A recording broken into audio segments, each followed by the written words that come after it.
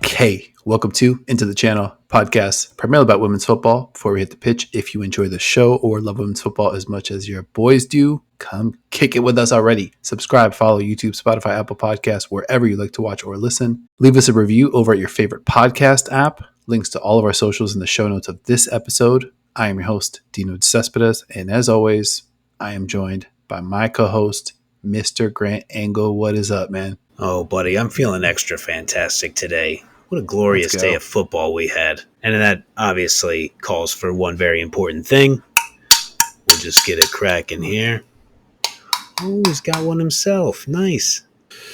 You know, time of year only comes around, I guess, every 4 years.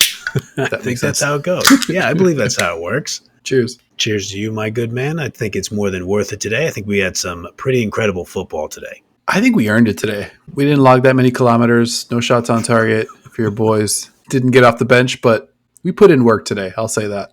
I hear you. Obviously, anybody who's watched the show, I'm live from an undisclosed location this evening.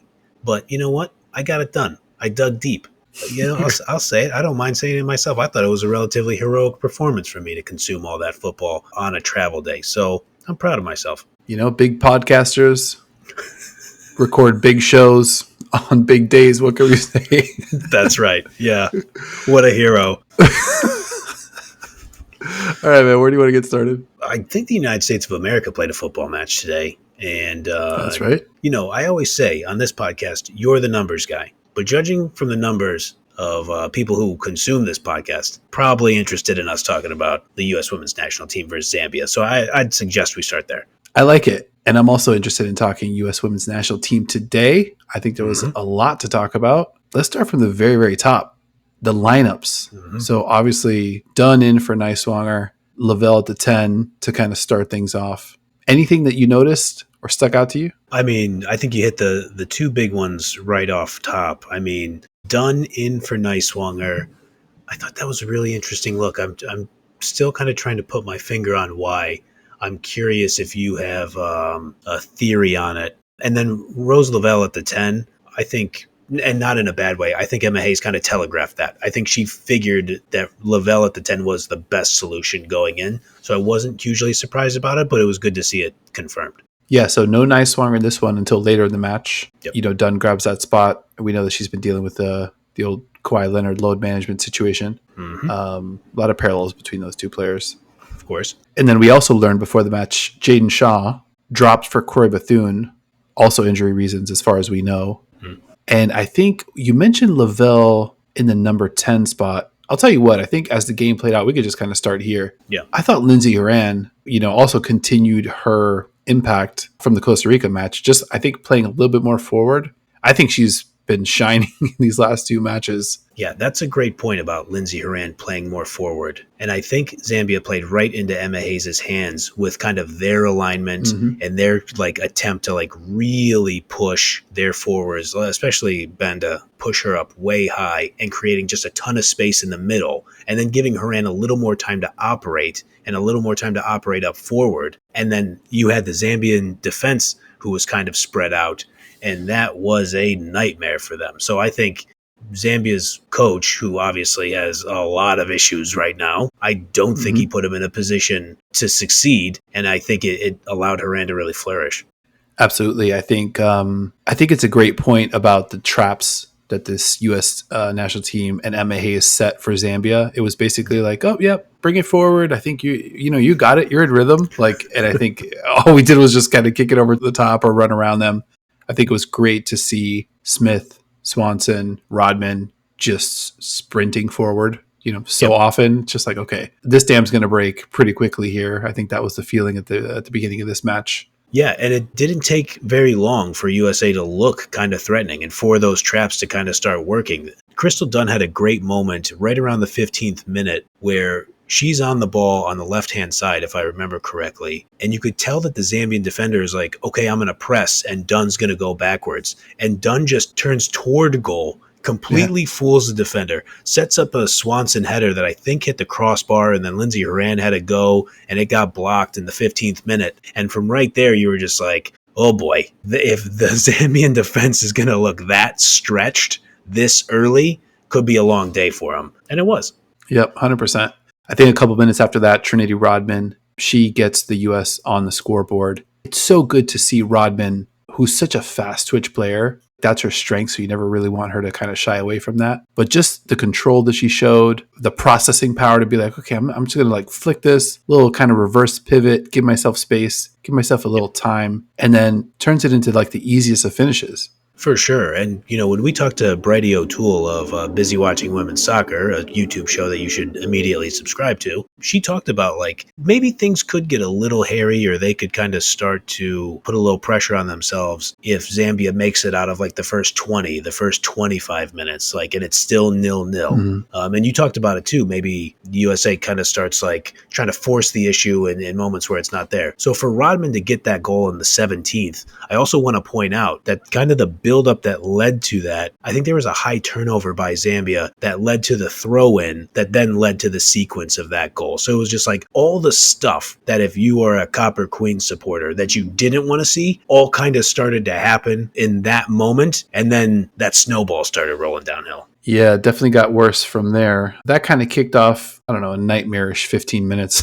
for our Copper Queens. So obviously 1-0 US.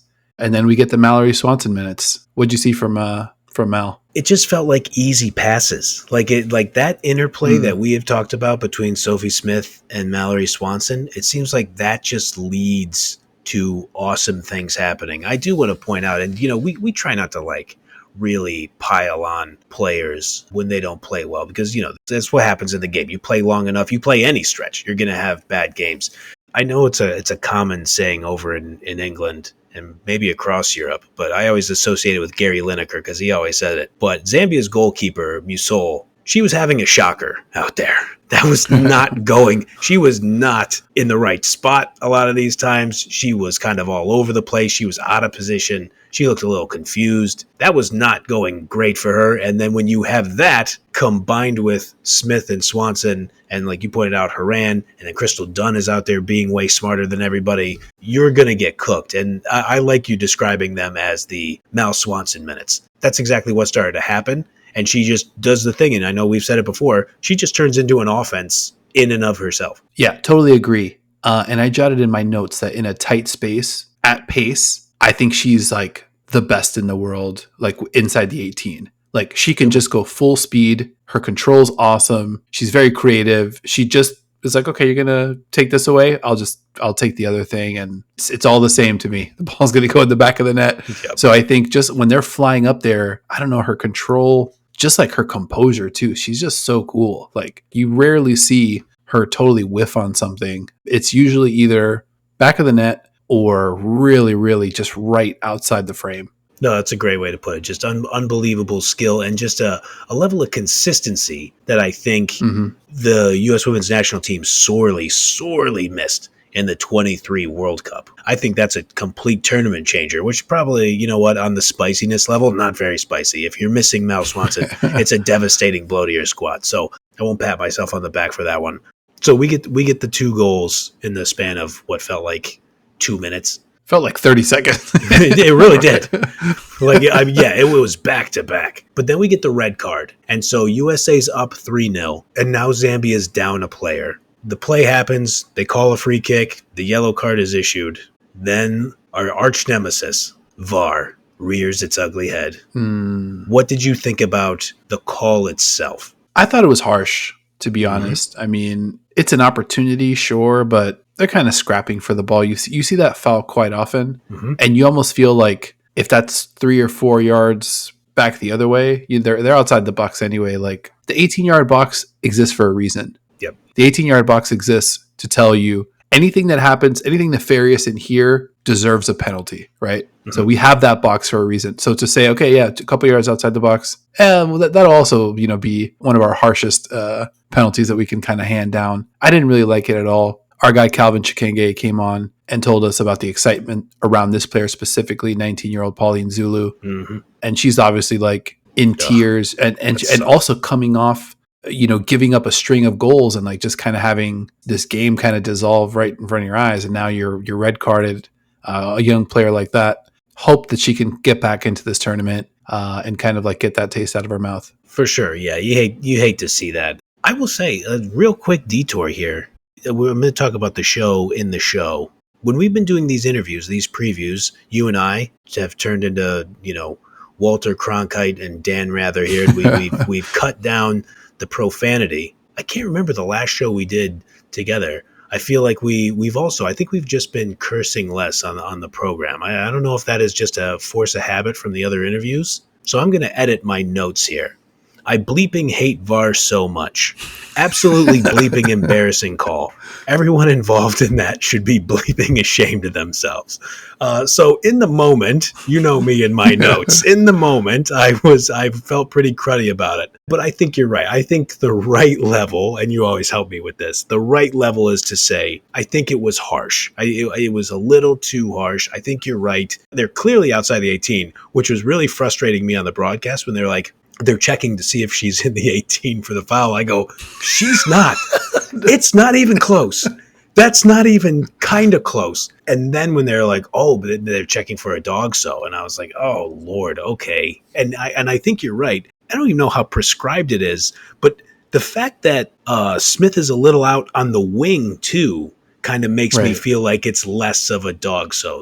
And then I have, I'll just use the words from my notes here, referring to VAR, just abolish this shit, is what I typed in my notes. So I think you're right. I think harsh is the right way to label it. Of course, from my notes, I make it sound like it's a crime against humanity at first, but I didn't love it. The commentating in this tournament, I'm not going to say anything negative about it, but all I will say is you and I and probably a lot of other people might have gotten accustomed to a different type of commentating, kind of like watching NWSL, WSL, Champions League, etc. A little bit shaky. One thing that kind of bugged me out all day was, obviously we'll talk about Germany, Australia that went 3-0. This one was also 3-0. And the announcers are just like, well, this one's just about a wrap. And I'm like, this is a group stage with 3 matches where goal differential is crucially important. As a third place team, you could get through, you could not get through. Like, this is like really vital, right? And like nobody's like really addressing this on the telecasts, multiple telecasts, driving me freaking crazy. And then I think in Group B specifically, you have Germany and the USA, 3 points plus 3. You have Australia and Zambia, no points, -3 each of them. Yeah. So shout out to Zambia, because to go down to 10, to lose a center back, you're already down 3-0. The blood is just is like gushing at this point. It's you're in really big trouble just thinking about this match specifically. And Julie Foudy also, it freaked me out in the beginning because she was like, when John Champion asked her about her expectations, she's like, well, you'd like to see the USA get 3 points and hopefully, be able to hang 3, 4, 5 goals on this team. And I was kind of like, whoa, that's all right. Let's kind of like chill a little bit. But she was on it. They got to 3, but then Zambia kind of like packed it in and kind of held it there, despite being down a player. I thought that was a pretty like noble effort from them, just to be able to kind of like lock that down, because obviously they're still alive. They're going to face this Australia side. They're going to face this Germany side that they're definitely not going to be afraid of. I don't think either of these teams. They had some moments in this match, but I don't know. It's something that they can, I think, be pretty proud of. Yeah, totally. I mean, when they go down to 10 and they've just given up 2 goals in the blink of an eye and they're down 3-0, I had the thought this could end up being a touchdown game. Like you could lose this game 6 or 7-0. But you're totally right. I think they should be proud of that. And I think we would be remiss if you recall the aforementioned Bridie O'Toole when she came on this very program and Dino De Cespedes put her on the spot and said, I need a prediction from you in the Zambia match. Bridie said 3-0 USA. Come on, let's go. That's our guess. That's our guest list. Unbelievable. I mean, what a prediction. That one's going, actually, let me, ITC record books. In the Bridie 3-0, nailed it. I gotta tell you, okay. Bridie O'Toole building a Hall of Fame resume in the potential ITC Hall of Fame. I don't want no spoilers. She's just building a resume. I like it. I mean, it's a pretty stacked field, though, in terms of commentating talent that have joined us on the show. So let's see. We've got this calendar year. We've got 8 spots left in the ITC Hall of Fame to fill. But I like the idea of like putting some on-air talent on there, not just players. I mean, this is a whole global community that we're building. Let's go. Got to. Last thing on Zambia, I think they lost their Olympics opener in 2020, 10-3. I was going to say that was the 10-3 game. So I think a 3-0 kind of hang in there, red card against this USA team that looked good. Got to be pretty encouraging. My favorite thing about that 10-3 victory for the Netherlands over Zambia, Barbara Banda, hat trick. Not quite enough. Not quite enough. But she got the hat trick. She could have had 2 more hat tricks and it still would have been enough, unfortunately. It would have been a big game. I want to switch gears here and talk about Germany. Obviously, USA Germany, that's coming up this weekend. This German side kind of put it on Australia. I'm going to give myself a little mini pat on the back. I had Australia, ranked 4th in this group. Australia was probably the team out of this first day's matches that I had the clearest read on, I will say. A lot of the other matches, I think there were surprises pretty much all across the board. Yeah, I think that's fair, man. You were all over this. You had some Australia skepticism. I don't know, something about the Tillies. I thought that they might be able to have a stronger showing here. Like you said, we have 2 more matches. I think I might have just been way too high on the Tillies, but I think you're right about Germany kind of collecting themselves because they looked good. So I want to quote friend of the program, Russ Hammond, at RussHammond7 on Twitter. Here's what Russ tweeted at us. Germany gave the strongest first impression. USA showed a good next step.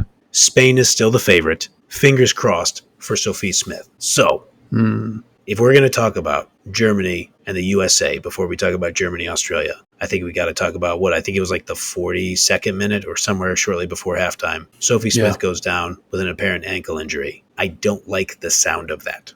It didn't look too serious in the moment, I'll say. But one thing that I think was scary was you usually see those like 42, 43-minute injuries just get rolled over into halftime. You can kind of go in, get treatment, make a decision. But it does seem like the rosters, the substitutions, all of that is like very kind of delicate. I think one thing about Emma Hayes that I was pretty pumped about was these subs were coming kind of early and often. It was like, all right, here we go. 42, Corbin Albert at halftime. In the 60s, another 3 players are coming on. I liked the sort of like aggressive forward use of the subs to make sure that, these minutes are actually being managed. So I think we can hope that pulling Smith was just precautionary.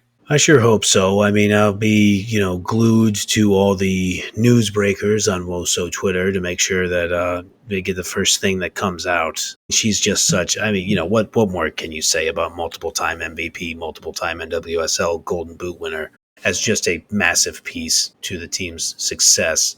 You just have to hope it works out well because the way Germany looked, you're going to need all the help you can get against them. 100%. Yeah. So switching back to Germany, we were pretty crushed. I'm sure our guy Peter Weiss was crushed when we all heard about the Lena Oberdorf injury. Yep. I believe he referred to her as both their talisman and their Wunderkind. So go back and listen to that episode. It was loaded with great German quirks and pronunciation was just 100 out of 100. So if you're into that sort of thing, it's a great video to kind of go back to.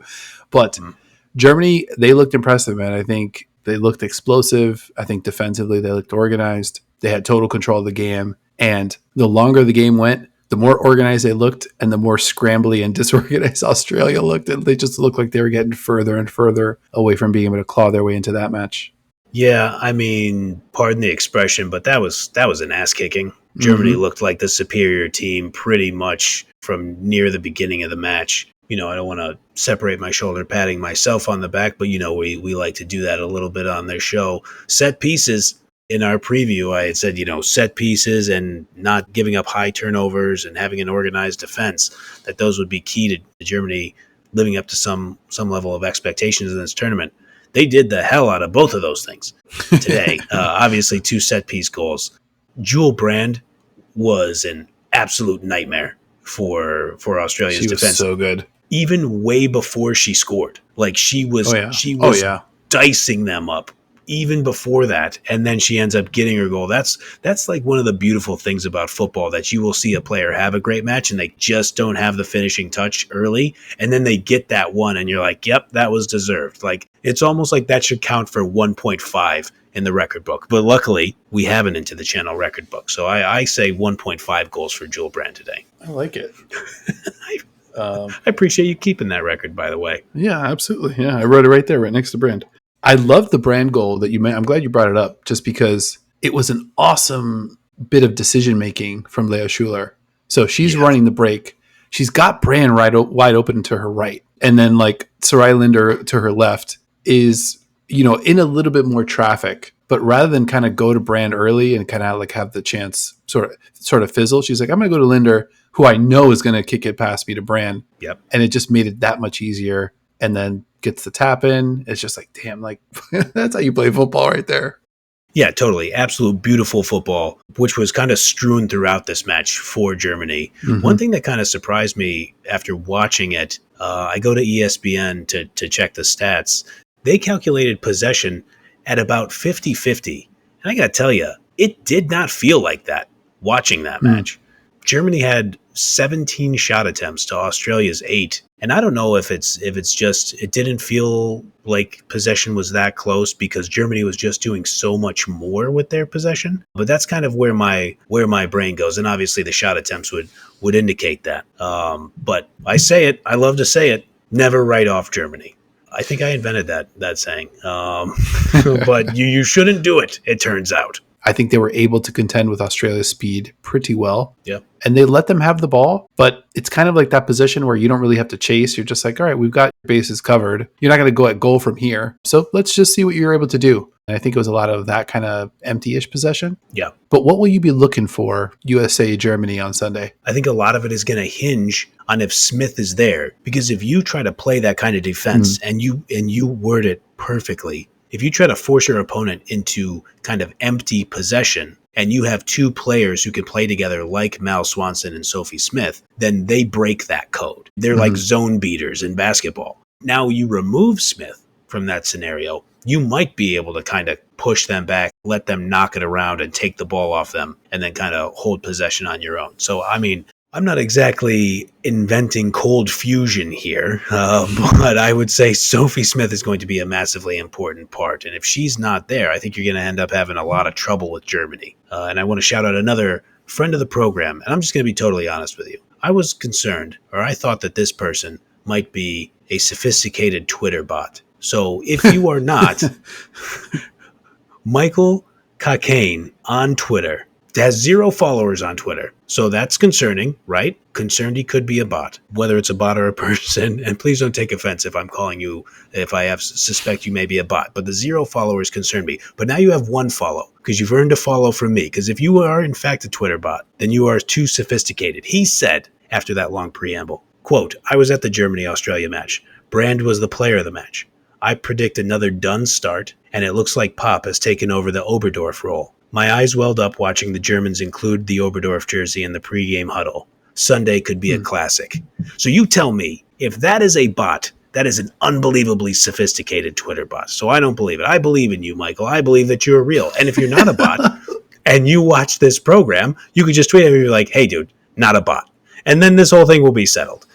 Wouldn't a bot tweet you with that? No, that is true. God damn it. Come on. I know.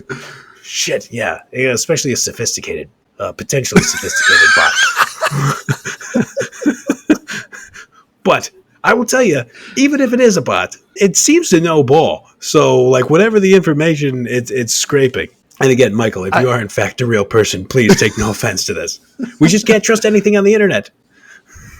Can't trust it. Takes are good. Insights are good. Michael's got himself a nice thumbnail. It looks like he's having a nice brunch or something in a fine-looking establishment with some nice artwork hanging in the back. So shout out to you, bot, if you're a bot. I definitely agree with those takes as well. I know. Germany looked rock solid. The set pieces, like you mentioned, there's something about their free kicks. They're fucking missiles. Like, they don't, there's no loopers. There's no kind of like, where the header just gets popped up in the air back and forth. There's none of that. Yep. Julie Gvin is like a master at that. She obviously finds Marina Hager in early. The vertical leap of one Leah Schuler on that second goal, unbelievable. I mean, that was just majestic. They just look really, really on point. When you can make decisions quickly and your passing is sharp, that's just such a dangerous combination. Like, it's high IQ plus the ability to execute on that and just move the ball quickly. Maybe that's why the possession felt not like 50-50, because Germany's possession was just so much more quality. I think that's what it was, that because it just didn't feel quite 50-50. But yeah, I mean, precision. The chemistry was there. We had talked about with Peter Weiss about kind of having those axes of those Wolfsburg players and some of those Bayern players. That all came through in spades in this one. Mm-hmm. And I think we're in for a potentially incredible match, USA versus Germany. And if Sophie Smith is not there, then it's going to take a massive effort from USA, and they got to show that they're up for it as much as they can be. And if they do have Sophie Smith, then we got a heavyweight fight on our hands. I wanted to ask about Haran specifically. If Smith is out, would you think about moving Lavelle out and then Haran into the 10? She looks like she's really kind of feeling herself right now. Like the audacity is, kind of cranked up a little bit. She's like, I could stick this pass, I Sure. got this. And she's hitting at a pretty high clip. I think she looks pretty effective up there.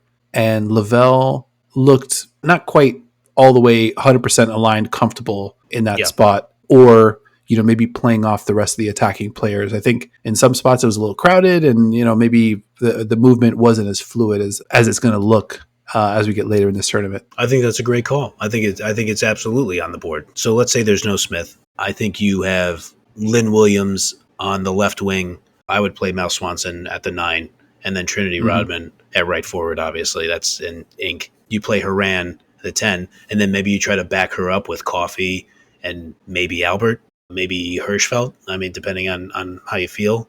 You could even put Emily Sonnet out there, kind of as a defensive midfielder type. Brighty had mentioned it on our USA preview that some people kind of malign Lindsay Horan as a little bit of a slow player.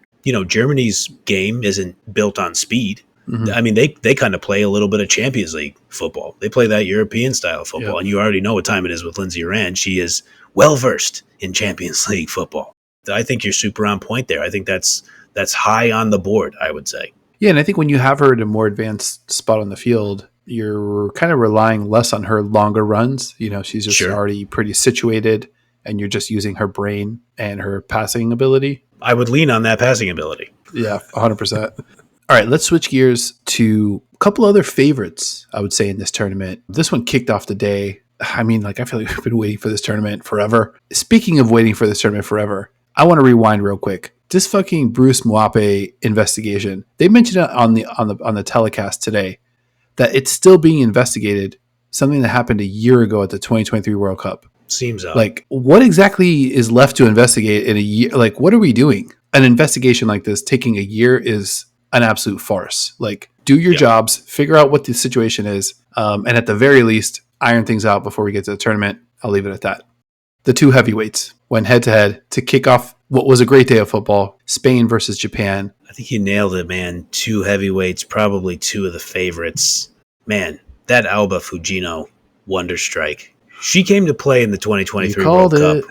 I mean, I've been a fan. Look, man, from that 2023 World Cup, I was like, well, this is an audacious player with a ton of talent who knows she has a ton of talent. Mm-hmm. That hit, Katakoi has no shot at really saving that. I mean, it would have taken a superhuman dive to push that away. Unbelievable hit by her outside of the box. Alba, we got a great culture in Seattle. Mm. It's a temperate climate. I think you'd enjoy it there. Just a sidebar. So, if that's any place you'd ever like to live, I would hope that the new ownership group in Seattle, they got a couple bucks laying around to possibly make that happen. Because that's a player right there. Mm-hmm. Absolutely. Might need to wrangle up more than just a couple, though. And that's true. Yeah. Pay it. Put in a bunch of bags. Whatever you got to do. Happen. This one was interesting because Japan had some chances early, and they had Spain kind of in scramble mode a little bit. Oh, yeah. Spain was chasing. They were a little bit behind on some of these passes. I'll say it looked a little rusty. I'd have to go back and check some of the Euro qualifiers just to see exactly who got run in those matches, because there was a couple of Spain players, I won't call out anybody specifically, but looked a little slow to kind of get started. Japan looked definitely a step faster, and that pays off with that first goal. But real heart of the championship, Spain just kind of chip away, start to pull back control of the match kind of little by little, closing things off a little earlier, holding the ball a little bit longer, trying to crank up the pressure, on their press as the first half wore on. And then it pays off. They get the equalizer.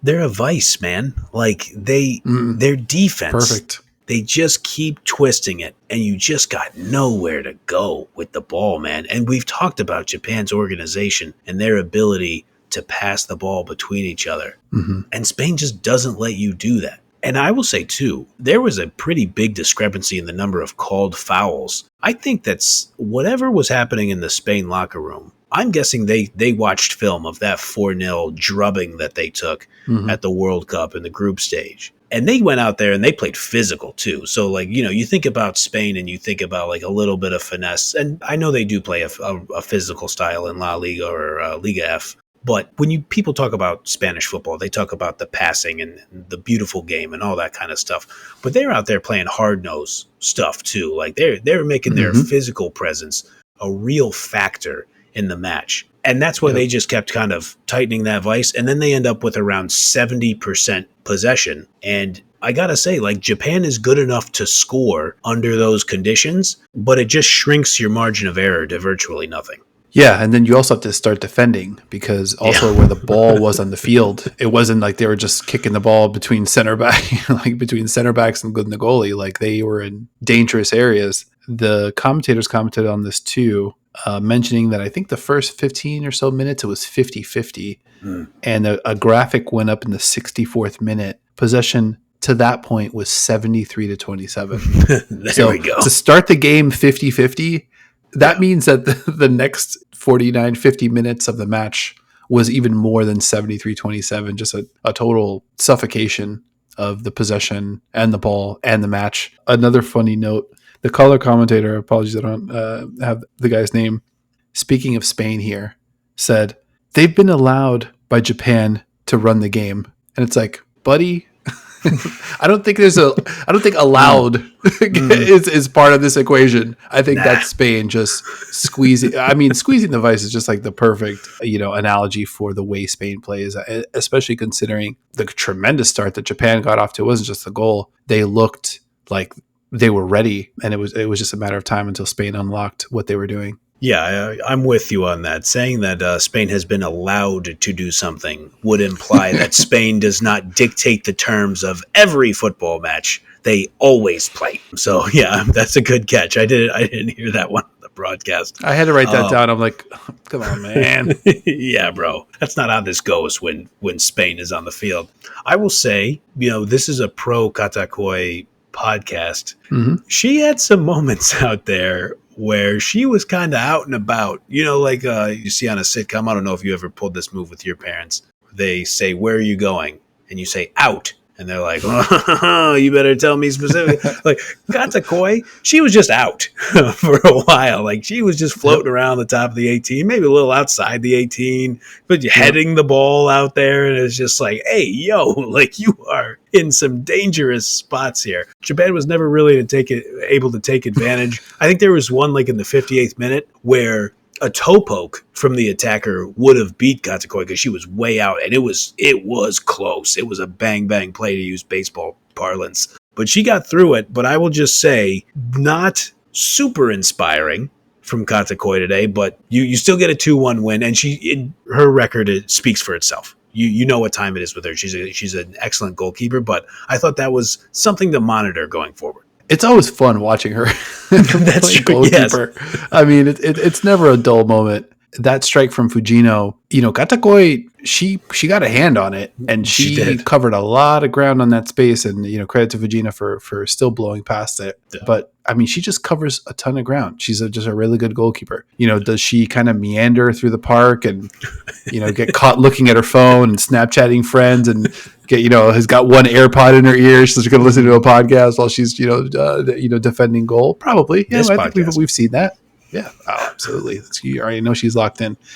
But yeah, I love the way she plays. Big game goalie. I mean, total confidence with her there. It's going to be interesting. Some Ederson vibes, I'll say. There'll be stuff to talk about after the fact. But she gets it done. Credit to her. And also credit to the newest lady gunner, Mariona. Super Mariona Caldente. Gets the goal.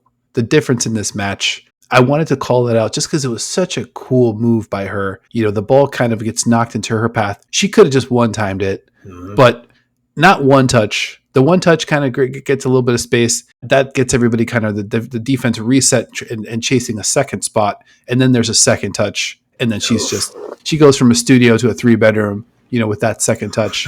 And then just easy peasy, little kind of tap in side netting, like that spot right there. I'll take that spot.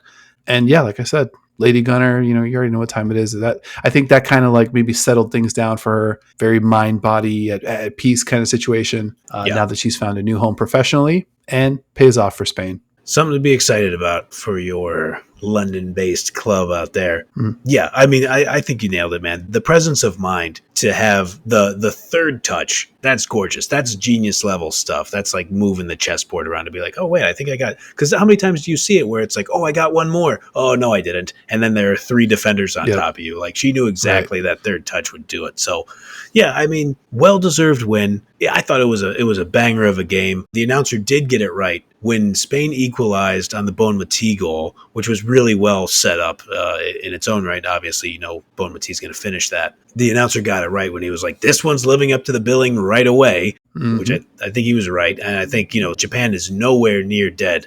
So I want to go back to Japan being able to take advantage even when they have a limited time on the ball.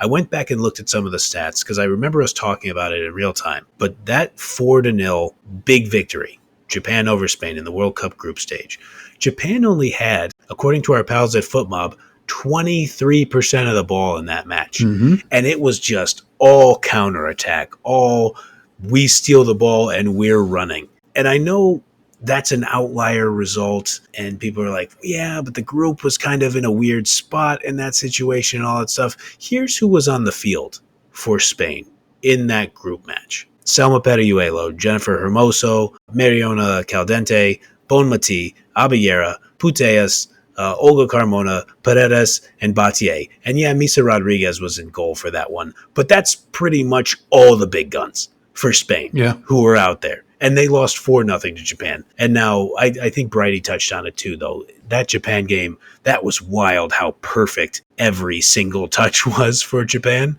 We talk about the small margin for error when you play Spain. They operated well within even that tiny margin for error. But I say all this to just say, okay, Japan had a 1-goal loss to Spain. If it plays out, and I think we talked about this, if Japan... I still think Japan is super live to finish second in this group. If USA wins their group, we're lining up. We're looking at USA-Japan. Even though they lost the match today, Japan, nothing in this match made me think, oh, Japan's in trouble. I almost feel better about them. Yeah, I totally agree. I mean, there was a couple times in the second half, and Japan didn't even look that great. But just the fact that this is a game, it's sort of like a boxing match where it's like, all right, one person's winning, but like this is still clearly in the balance. Yes. Multiple times during the second half, I thought to myself, these might be the two best teams in the tournament. And I know the tournament just started, but like it just looks that way. And I think one thing that we can't overlook, especially when we look back at that 4-0 defeat in the World Cup, is I think they were mentioning that this is Spain's first Olympics today. Oh, geez. Debutantes, if you will. Yeah. So when you consider that, this is not the most experienced national team, despite how good they are, right? So it's like, it really kind of recontextualizes that loss in the World Cup, right? Because it's just kind of like, okay, like this is weird. And like this Olympics super slow start to this match as well. So it's kind of like, I don't know, you can see why it's not perfect, even though this team is incredible and probably the best team. I think you could easily explain this away. They're just kind of like really getting their reps in. It's just incredible to say that they're not the most experienced team. They're the reigning World Cup winners, but you're exactly right. I mean, it's weird to even think this is their first Olympics. They're just getting this thing really ramped up. And we already know what kind of problems their federation was having before the World Cup happened and while the World Cup was happening. So yeah, it's trouble for everybody else. If this organization, the federation, isn't even operating the best it can, and this is what we have so far. That's scary hours for everybody else. I would agree with that. All right, so let's talk about the hosts.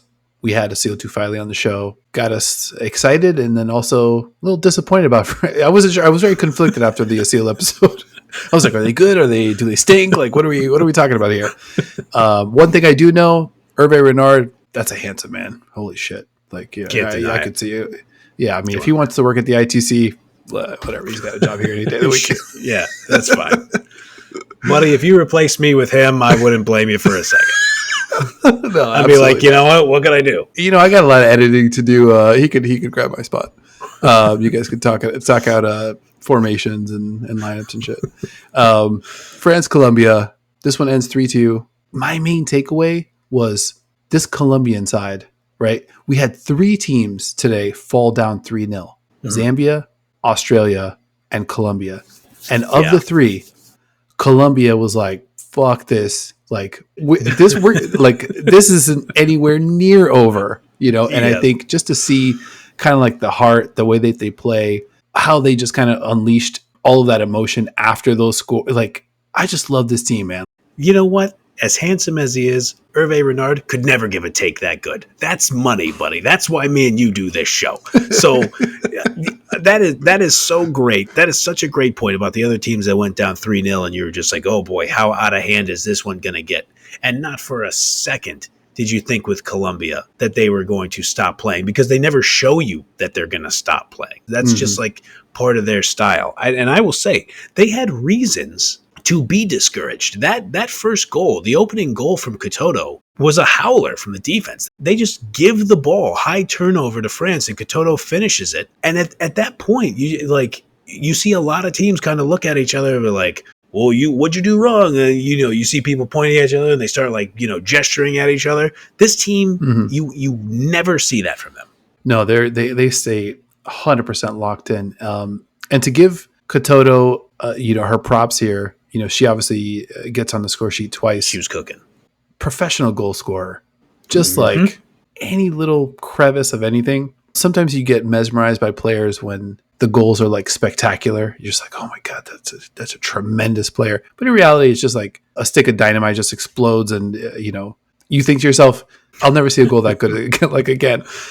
Right. Katoto is just kind of the opposite of that. She knows how to sniff out opportunities at any point. And then when she's got to look, she's just finishing. She just is. Yeah, I mean, you're 100% right. I feel like Erling Haaland has a little bit of that, where everybody's just like, all he ever does is tap it in. It's like, well, how come he's always in the right spot to tap it in? And I feel like you kind of get that with Katoto. And I will say, she could have had a hattie, because Catherine Tapia, Colombia's goalkeeper, in the 12th minute, saved a Katoto header in what I can only describe as a superhuman effort from Tapia. That header, it comes off the corner kick. I'm going to cite maybe one of the few current baseball players I actually know. That header coming off of Katoto looks like a Paul Skeens fastball. And I know him. I think he dates like a TikTok star woman, I believe. But I do know he throws the ball like 102 miles per hour. And Katoto bashes this header. And Tapia, diving save, is able to push it away. Unbelievable save from her. Unbelievable effort from her. But yeah, you're totally right. Katoto, she's in the right spot. She knows how to finish. She can finish aerial balls like that, but then she also has just a real presence of mind about her, where she's just like, oh yeah, quick step over, right-footed shot. Like, it's real crafty. Well, exactly what you're saying. Everybody remembers the Thierry Henry, play the ball off my chest and turn and drill a shot. But you also need a little bit of craft in those tight spaces inside the 6 even, if you just want to tuck the ball away. And that's Katoto's game. Yeah, I mean, it's a lot of nudging and positioning and angling and angles, and I think she's just so good at that. Yep. In between the 2 Katoto goals, though, Kenza Dali. Let's go. Oh, buddy. that's a good hit. Talking about some of these explosive goals that kind of stick with you, that you remember, they all count for one, but that Dali goal, oh my God. That, maybe Gabi Nunes is kind of in this conversation too, but probably the goal of the day. If I remember correctly, well, I'm glad you bring up Nunes. I think they both scrape the crossbar and fall in. Yeah. I think with Dali and Nunes. That's a great goal. I don't know what the name for that goal is. I know we like a looping header, but yeah, that Dali hit. It reminded me, you brought up Asil Tufaili, former Lebanon number 10 for their women's national team, our great friend of the pod, another player, a player and commentator, trending toward the ITC Hall of Fame. But Asil was talking about France's lack of goals from the run of play. That was one of the first things I thought when I saw that Dali wonder strike, where I was like, okay, that's in the run of play. That's an aggressive hit, and that's an aggressive way to play football. And so we mentioned handsome Hervé Renard earlier. Let me just say, Hervé, we'll get you in touch with the SEAL because I know you watch the show, and then you can figure out your way to properly compensate her for the coaching advice that she gave in the last program, because she talked about playing more attacking. I think Cascarino spent some time on the right-hand side in this match. It seemed awfully coincidental, all the changes you made that kind of lined up with what a SEAL was thinking about for the shape of France. So we'll make sure that we can get you in touch, Hervé, so, a SEAL can be paid for that knowledge. 100%. Yeah. Talked a lot about the middle of the field, Kenzadali, Yep. right from that spot. I think Fujino's also was a scraper, right? So did we get 3? Oh, yeah, that is right. Yeah, because the Fujino goal, it's off Akatakoi's left hand and then off the side of the post. All right. So we got 2.5. Good day of Count goals, it. though. I mean, I think I must say. Oh, yeah. So, yeah, excited to see kind of where France goes from here. Excited to see where Colombia goes from here. And the other 2 teams in this group, Canada and New Zealand, they also got a little busy today. Anything happened with those 2 teams? I don't think so. I mean, it's, I just watched the game, bro. Like, I'm not really following No, I mean, Drone Gate, pretty wild. I think one of the wild, not even one of the wild. Is that one of the 5 wildest stories of the women's football at the Olympics? I don't know, man. It's pretty weird. You have some stuff that's very serious. It's very strange. I gotta say, that is one thing about football and really any sport, is that, like we say, we watch the games, bro. We're out here talking about shots that scrape the bottom of the crossbar and like movements that players make. But you also just get like, hey, these 2 assistants, they're flying a drone over New Zealand's practice. It's like, wait, what? What are we talking about here? Why would they do it over New Zealand's practice? Like, there are just many questions that are raised after this kind of stuff. Yeah. Well, they're sitting somewhere saying, we watch the practices, bro. That's it. So bizarre. And then did Bev Priestman recuse herself from this game? I don't know. Did she was a self-imposed suspension? I don't know. Maybe I misread that. It was just, it seemed, the whole thing seemed very, very weird. Yeah. I will say, here's what I have in my notes here, is that what I'm most upset about, and I don't even know if I want to say upset. I don't know if I want to pull out a parenting trick here and just tell the Canadian Federation this. Maybe I'm not mad, but I'm very disappointed in you. And let me tell you why. Because what you've done to our friend of the show, Miriam Karabi of She Scores Bangers, I don't appreciate that.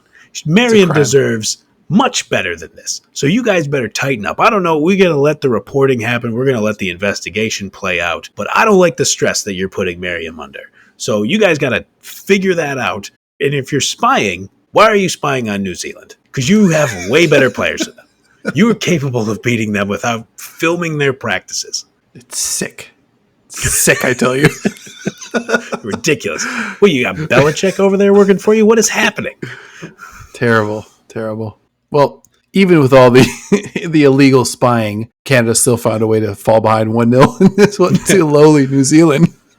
Yes. That was an absolute banger from Mackenzie Berry to open up the scoring. Totally surprising. Felt like some level of karmic justice happening there. Mackenzie Berry is a defender. We know that from seeing her lineup. She has played more than 4,300 minutes for the Wellington Phoenix in the A-League in Australia over the past 3 seasons, and she has not registered a goal or an assist in that time. And so let me just say, I don't care that you guys lost the game, and I'm sure you do, and I don't mean that pejoratively, Mackenzie, but let me just say, somebody in team operations, somebody in communications, hell, maybe Canada has a drone shot of it, but what you need to do is get a photograph of you scoring that banger of a goal in the Olympics and frame that. And you should hold on to that forever, because what an amazing professional moment that is. A great goal from Mackenzie Berry. Tremendous goal. Pretty cool moment for them to kind of come out, jump ahead against a real team. Oh, yeah. And then on the flip side, pretty gutsy win by Canada, I would say. When you talk about giving up a goal and those slumping shoulders and those looking around and pointing and the impromptu players only meetings that happen on the field sometimes after a goal, I think we saw a little bit of a different response this time from this Canada side falling behind. Yeah. They played tough. They stuck to the game plan. They're able to score before halftime. really nice sequence. They just strung together. Sometimes you're just able to string together a few like lowish probability passes and you find yourself in a good spot. Credit to Lacasse for getting Canada on the board kind of right before halftime and changing pretty much the whole tenor, like pretty much all the dynamics surrounding this one. I'm just going to reuse the same line, and I know we can say this about a lot of teams. Man, Canada has a lot of really good players on the field at one time. The Lacasse goal, that's obviously great. So we see this a lot in football where the underdog gets a goal early, and then the team that just has more talent is like, okay, everybody, we got this. Let's play our game. And we got, in this case, it was 77 more minutes of regulation to kind of get this thing done. Canada's speed and skill just ended up being way too much for the football ferns, and that's no slight against them. But Canada, they're the reigning defending gold medalists. Ashley Lawrence is just barbecuing everybody out there. She had an incredible match, I thought. Jessie Fleming, who we have talked about a few times on this podcast, she did the thing. She did the Jessie Fleming thing where she just has a run of play where she is the best player on the field. That assist to Evelyn Viens to win the match, essentially, the winner. Mm-hmm. Shout out to the color commentator. Again, we'll gather. It feels like we always kind of like, we got to gain some steam in these tournaments and kind of watch the matches a little bit, and then we start jotting down commentators' names. But the commentator described her pass to Evelyn Viens as, quote, absolutely magnificent, end quote. And he got that exactly right. I mean, Fleming was just... Even on the Lacasse goal, Lawrence and Fleming play a little 1-2 to set up the Lacasse goal. So, I mean, Fleming was great. Lawrence was great. None of those things are surprises. Evelyn Viens comes on and she scores. That's not surprising either. It's going to be really interesting to see how all of this kind of upheaval, now the reporting, the last I saw before we came to record this podcast, is that at first Bev Priestman, she kind of like, it was reported that she was stepping away for this match. Now she's just going home for the rest of the tournament, according to the reporting that I've seen. Yeah, it seems like more information is kind of coming out as to how this spying scandal started and then how it was executed. And so it's going to be interesting to see how they deal with all that. That's wild. Well, I'm glad I retired from betting on women's soccer. How do you even foresee something like that? Just pretty insane. That's going to make things tough for Canada. Apologies, Miriam. Sure.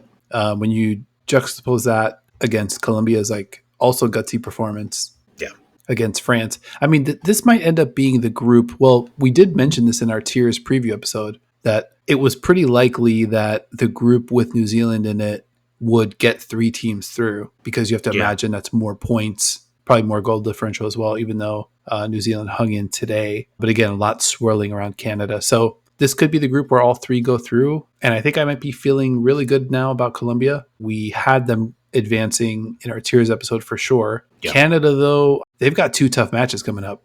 I mean, like that's going to be a rough 180 plus against those 2 squads. Canada with France on Sunday. That's going to be a tricky one. And obviously that leaves Colombia to take on New Zealand. So you will see if New Zealand has any remaining good vibes left over from their close defeat to Canada, but something tells me that Colombia is going to be coming out there with something to prove. You didn't get a lot out of Caicedo in Colombia's match against France, so that's not going to last forever. If you get a Caicedo game against New Zealand, football ferns might be in trouble. Yeah, I believe that. Got a Pavi goal, though. How about that? There you go. She scorched Karshawi on that one, and tremendous finish. Oof. Now that we know kind of like a little bit about the schedule, Canada-Colombia in the 3rd group stage match, they might be playing for a spot in the knockout round, which sign me all the way up for that. Let's go. That's a football game right there. Hell yeah. I mean, Ashley Lawrence, you can obviously put her anywhere on the field, v. Myra Ramirez. So we get a little insight into what some of those Chelsea trainings might look like. I love that. I guess it's going to look pretty good. Oh my God. And I hope there's stakes. I hope there's like big time stakes in that match. That's just going to be, I mean, this whole tournament's stacked. Like, what did we do to deserve such great football here? Mm-hmm. One more match on deck to cover. What did you see Nigeria-Brazil? I'm going to do a thing here because the football was so glorious. I'm going to make it a 2-beer show because that's how much I enjoyed this. This was a banger. This was on at the same time as Germany, Australia. Once that kind of started to get out of hand, I flipped over to Nigeria, Brazil, and then I went back and watched a little more of it.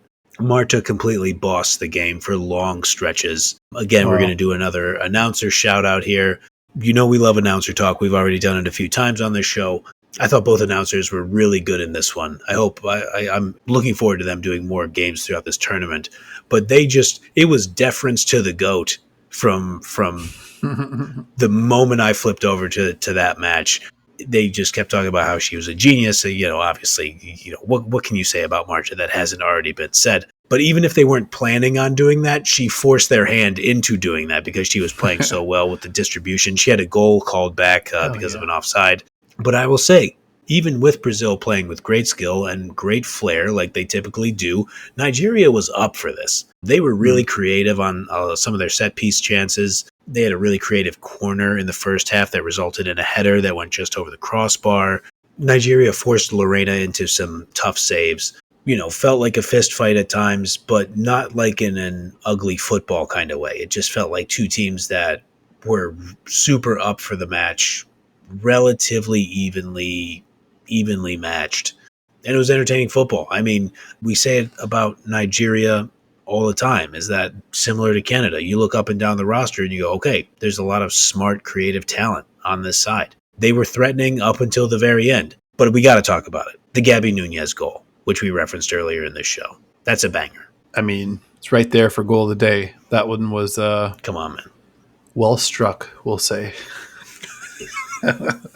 Absolutely. I would say, absolute rocket. Kisses the crossbar, falls over the line. I think there were some moments, too, where Brazil's creativity, I think they could have probably got the second goal in a few opportunities. I'm certain their fans who, Julia Belas Trindade, who she referenced in our Brazil preview episode, they have high expectations for this side. I think they would have probably preferred a 2-0 win to stretch it a little bit. But I feel like you don't get a lot of 2-0 wins over Nigeria. They're too tough. They're too smart. They're too organized. They have an Adozie in goal. You're not going to beat her a ton of times unless she's like super exposed back there from the back line. So Nigeria is tough as hell. It really just cemented for me. This is the group of life. It has to be the group of life. Every single matchup in this group is must-see television. I mean, I totally agree with that. And I think when I was doing my tiers and predictions and preview research, I'm like, this group's going to be wild. Like, I think we're going to see some crazy score lines. I don't think it's going to be chalk. I think we're going to see some wild goals. This feels like the big play highlight reel kind of group. And also a group that's going to go down to the wire. Yeah, I think you're totally right. I mean, on Sunday, Nigeria plays Spain. Let me just give you a thought exercise here. And I know, geographically speaking, thinking about the weather, a lot of people might not compare Norway to Nigeria. But if you're Nigeria, maybe you watch some of SK Braun's tape against Barcelona in the Champions League and go, we could do that. We could muck things up for their offense. We could try to push them back. We could be super physical with them if we want to. Why don't we try to employ that strategy? I love that. And we've seen Spain, whether it's some of those players via Barcelona or Madrid or the Spanish national team, get a little rattled when things get physical. I think we got a little miffed at France for not maybe taking the game there the way they might have been able to in the Nations League. And then if Spain's playing Nigeria, that means we're going to get a little Japan-Brazil this weekend. I mean, come on, man. how about little styles make fights when those two lock up this weekend? Oh, my goodness. 11 a.m. Eastern time, 8 a.m. Pacific. That's a football game, Bubba. You cannot ask for more. This has to be the group of life. There's no combination that's not fantastic. And I just want to go rewind real quick. For anybody who thought that in a tournament that doesn't feature Norway, that I wouldn't be able to get in an SK Braun reference, shame on you. Because I was absolutely getting one in no matter what. It's funny you say that. I almost wore my Braun jersey today. I'm going to break it out at some point.